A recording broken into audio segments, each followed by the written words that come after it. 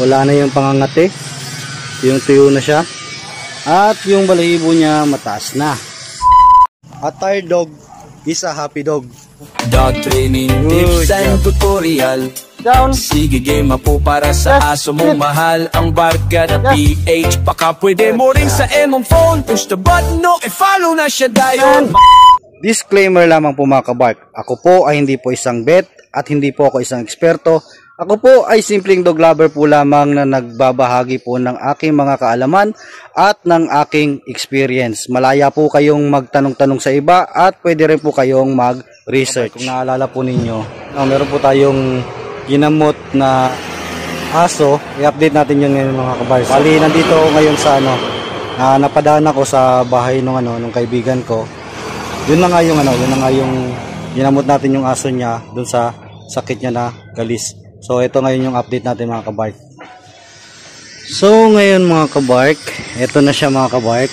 Kung mapapansin nyo mga kabark, okay na siya. Yung tenga tuyo na, wala na yung pangangati, yung tuyo na siya, at yung balahibo niya mataas na. Ayan. Tapos yung siko, ayan.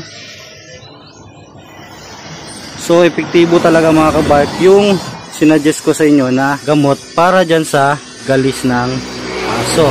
Okay na siya mga kabark.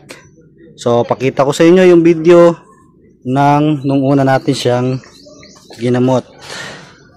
Sa mga hindi nakapanood nung nakaraan nating video mga kabark, ito po yung itsura at kalagayan ng aso ng aking kaibigan.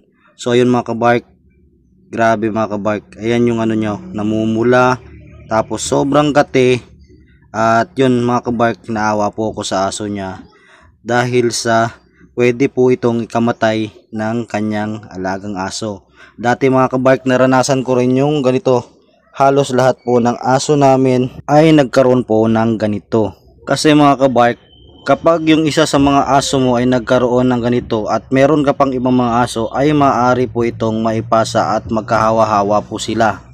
Sa video po na ito mga kabark ay makikita po ninyo na ipinatak po namin sa batok ng aso at ipinahid po para mas kumapit po yung liquid na ating panggamot sa alaga niyang aso. Hindi po ito sponsored mga kabark at layunin lamang po ng video na ito na makatulong po sa ating mga kapwa dog lover na namumblema po sa galis ng aso. So ito po yung paraan, nakita kong paraan mga kabark na naging effective po sa akin.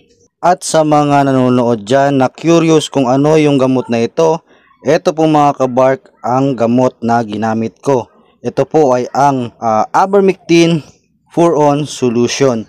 At kung sakali pong nakatulong ang video na ito, ay maaari po kayong mag-iwan ng like, comment at pakishare na rin po mga kabark para mas marami pa pong mga kapwa dog lover natin ang matulungan. Hanggang dito na lang mga kabark, ingat po tayo palagi, hanggang sa muli, and peace out!